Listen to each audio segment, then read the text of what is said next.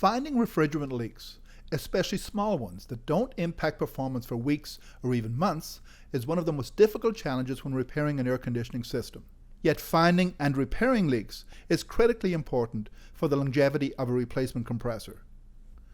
Even a carefully repaired system can come back prematurely with a catastrophically failed compressor due to an undetected leak. This is because a leak results in the liquid refrigerant level in the evaporator falling over time, causing the oil to drop out and pool in the bottom of the evaporator.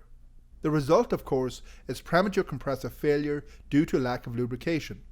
In this video, we will demonstrate effective dye leak checking techniques and share some tips to enhance your leak detection success rate.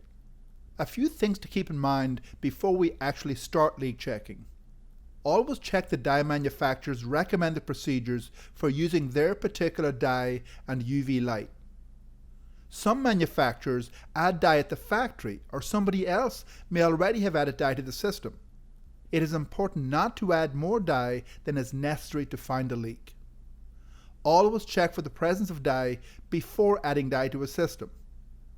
Excessive dye can degrade the lubrication properties of the oil and actually reduce the intensity of the fluorescent effect, making it more difficult to find the leak.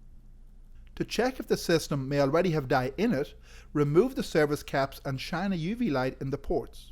You should see evidence of fluorescence if dye is present. You can also use a cotton bud to confirm the presence of dye.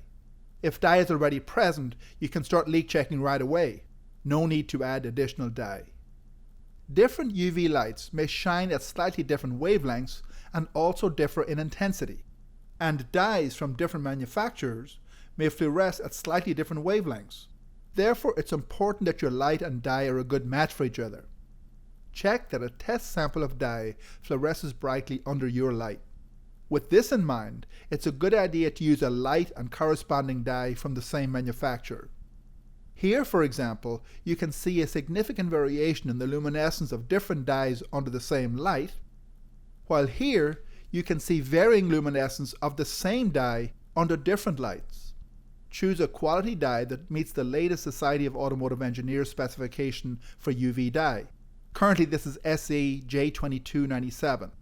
This dye will work in both R134A and R1234YF systems and will have no harmful effects on system performance or materials.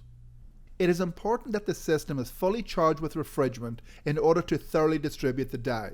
An undercharged system can result in the dye being trapped with oil in the evaporator and not reaching all areas of the system.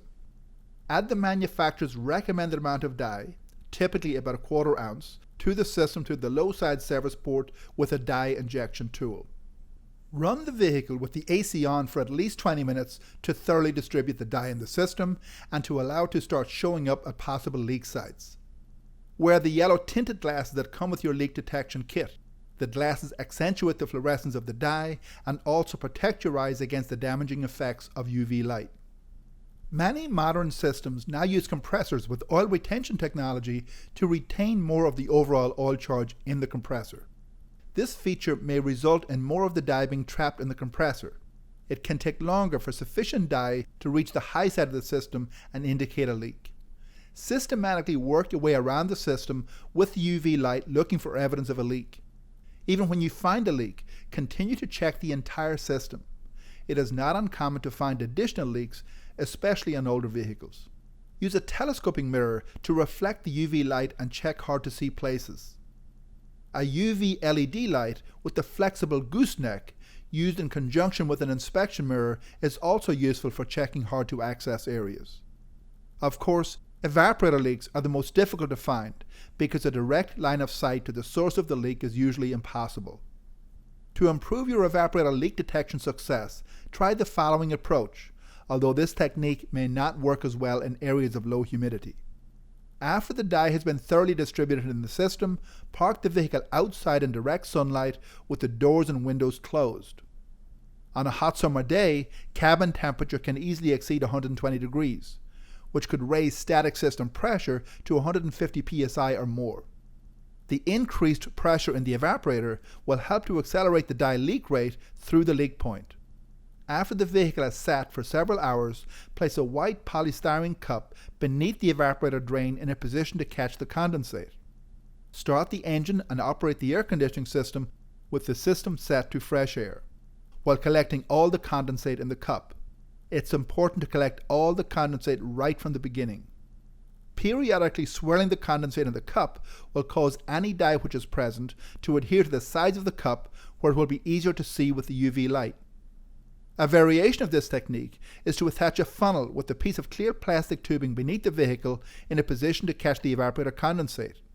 As the condensate runs down the tube, periodically sweep up and down the hose with UV light.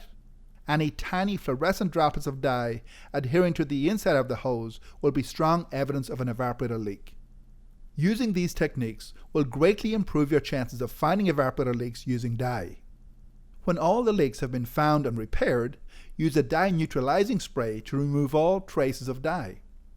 This will avoid confusion in the event that the vehicle returns in the future with a new suspected leak. Thank you for watching.